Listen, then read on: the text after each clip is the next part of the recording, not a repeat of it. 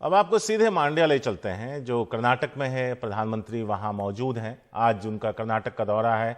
इस दौरे में कई ऐसी परियोजनाएं हैं जिसका शिलान्यास और उद्घाटन प्रधानमंत्री करने जा रहे हैं। आज सबसे पहले मांड्या में वो रोड शो कर रहे हैं, जहां बड़ी तादाद में दोनों तरफ बीजेपी के समर्थक और लोग वहां मौजूद हैं, जो प्रधानमंत्री की तरफ फूल बरसा कर उनका स्वागत कर रहे हैं। प्रधानमंत्री भी उसी गर्मजोशी के साथ उनका अभिवादन स्वीकार करते हुए नजर आ रहे हैं। निहाल है हमारे साथ। निहाल, ओवर टू यू।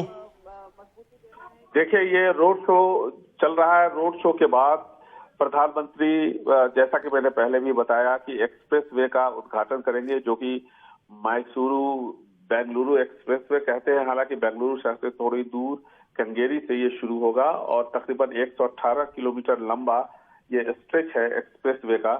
और इसके जरिए कंगेरी से मैसूर तकरीबन 75 से 90 मिनट में पहुंचा जा सकता है। काफी बड़ा ब्रिज है। तकरीबन 8,500 करोड़ रुपए से इस एक्सप्रेस वे का निर्माण किया गया है, जिसमें 40 छोटे ब्रिजेज हैं।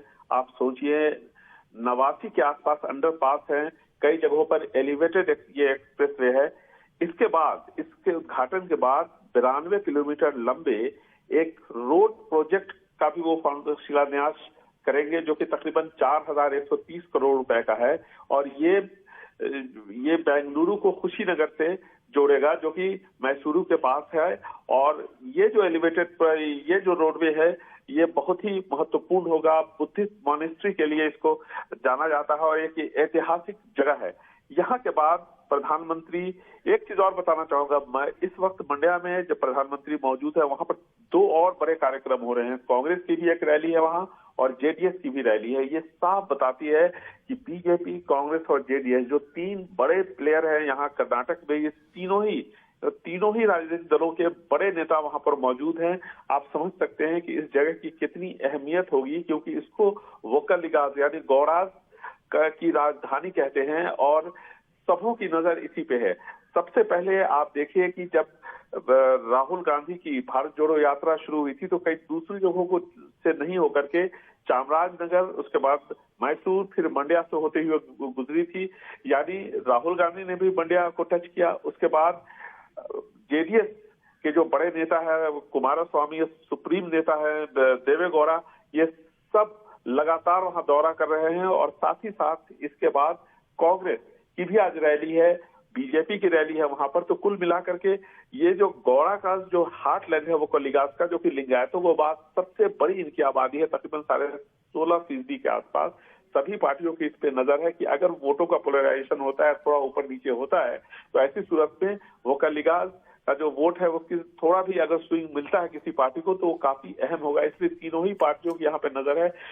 इस एरिया में, इसको ओल्ड मैसूर रीजन कहते हैं, और इस एरिया में तकरीबन 65 के आसपास सीटें हैं और इन सीटों पे सबों की नजर है। जेडीएस का जो जनाधार है बिल्कुल यहीं पे। जेडीएस चाहती है कि कैसे भी 35-40 के आसपास सीटें उसको मिल जाए, और अगर ऐसा होता है तो एक बार फिर से अगली जो सरकार यहाँ पर बनेगी उसमें वो एक अहम भूमिका निभा सकती है।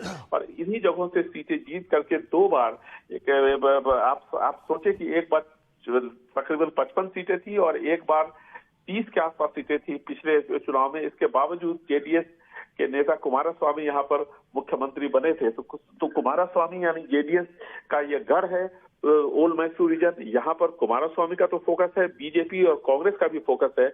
और इसके बाद आप यहाँ से प्रधानमंत्री रोड शो के बाद, जैसा कि मैंने आपको बताया, कुशाल नगर में बेंगलुरु रोड का नींव रखेंगे, एक्सप्रेस वे का उद्घाटन करेंगे और फिर यहाँ से वो हॉस्पिट जाएंगे। हॉस्पिट में विजयनगरा, वहां पर भी उनके कई सारे कार्यक्रम हैं। आईआईटी जो हुबली धारवाड़ में बना है, उसको राष्ट्र के नाम समर्पित करेंगे। वहां पर इस आईआईटी में 4 साल के कोर्सेज होंगे, इसमें एमटेक की भी पढ़ाई होगी, पीएचडी के प्रोग्राम्स होंगे। ये एक बहुत बड़ी उपलब्धि होगी कम से कम इस क्षेत्र के लिए। साथ ही साथ आगे जाने के बाद 1507 मीटर लंबे रेलवे प्लेटफॉर्म को, जिसको क्या कहते हैं दुनिया का सबसे बड़ा रेलवे प्लेटफॉर्म है, वो हुबली में इसका उद्घाटन होगा स्वामी जी सिद्धरूढ़ा स्वामी जी के नाम पर, और तकरीबन 20 करोड़ रुपए की लागत से इसको तैयार किया गया। शुक्रिया निहाल, हम आपके पास वापस लौटते रहेंगे। तो मांड्या में प्रधानमंत्री का रोड शो जारी है।